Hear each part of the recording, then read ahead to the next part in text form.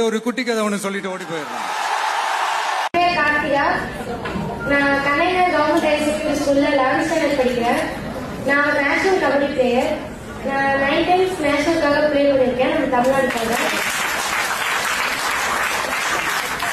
4 times கேப்டனா இருந்திருக்கேன்.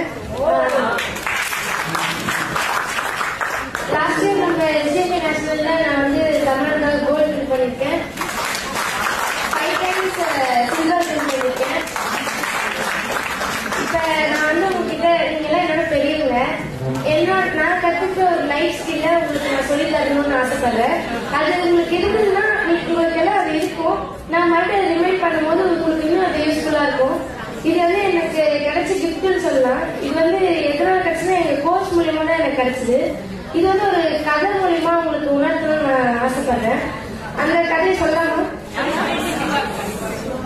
இப்ப ஒரு மிடில் ஸ்கூல்ல ஒரு மேத்ஸ் டீச்சர் இருக்காங்க. அவங்க வந்து கிளாஸ் எடுத்துட்டு இருக்காங்க. இந்த மாதிரி நிறைய ஸ்டூடெண்ட்ஸ் உட்காந்துட்டு இருக்காங்க. அங்க ஒரு ஸ்டூடெண்ட் எழுதி அந்த டீச்சர் கேக்குறாங்க, மேத்ஸ் டீச்சர் மேத்ஸ் சம் கேக்குறாங்க.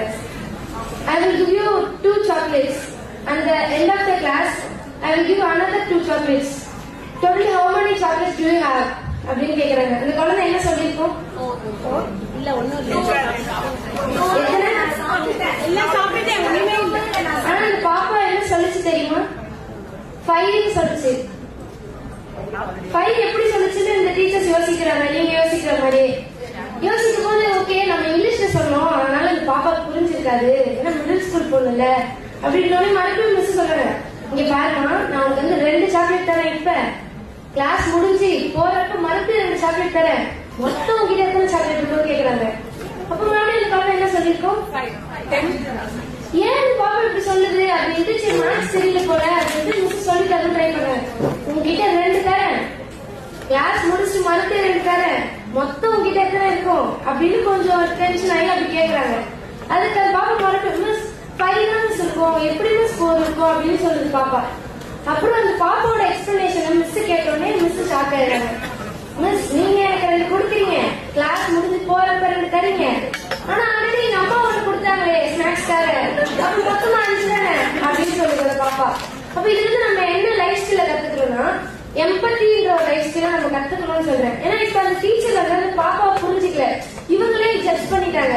இந்த பாப்பாக்கு இங்கிலீஷ் புரியல போல, ஒருவேளை இந்த பாப்பாக்கு மேத்ஸ் தெரியல அப்படின்னு ஜட்ஜ் பண்ணி அந்த ஒரு பாயிண்ட் ஆஃப் வியூல அந்த பாப்பாவை ஹேண்டில் பண்ணும்போது டென்ஷன் அவங்களுக்கு வந்து ஒரு கோவம் வருது. என்ன இது தெரியல, இவருக்கு ஒருவேளை இங்கிலீஷ் தெரியலையோ, ஒருவேளை மேத்ஸ் புரியலையோ அப்படின்ட்டு இந்த மாதிரியான இது வருது.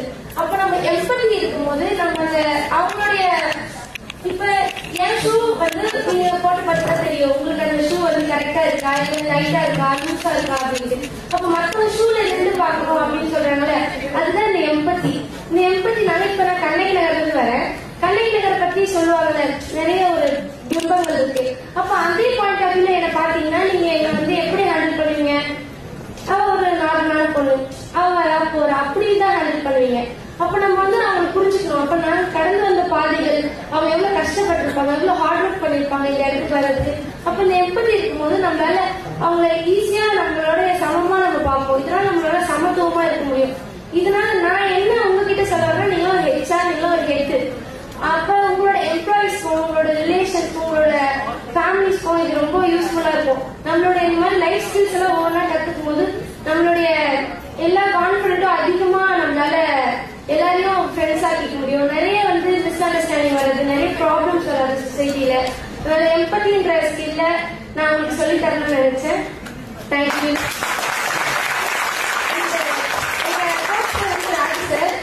எனக்கு வந்து அவர் வந்து ஒரு கிஃப்ட்னு சொல்லலாம். ஏன்னா இது வந்து பிரபஞ்சத்துல நான் வந்து கபடியை சூஸ் பண்ணது அது வந்து எங்க அம்மா அனுப்பி வச்சாங்க ஸ்போர்ட்ஸ்ல இருக்கணும்ட்டு.